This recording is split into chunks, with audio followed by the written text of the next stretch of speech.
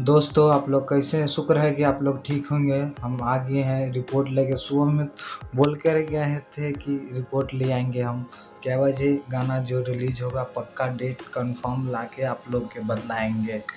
ठीक है, डेट आ चुके हैं, खबर आ चुकी है, ऑफिशियल पोस्टर भी लॉन्च हो चुकी है कि कै बजे गाना यह जलधारी करे।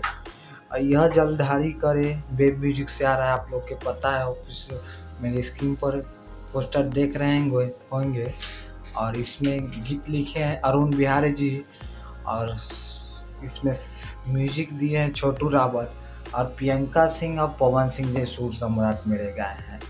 तो ठीक है, शुक्र सुबह में रात में सुबह में रिलीज 6 बजे हो जाएगी गाना। ऑफिशियल वेब म्यूजिक भोजपुरी का नंबर 1 गाना रिलीज होगा।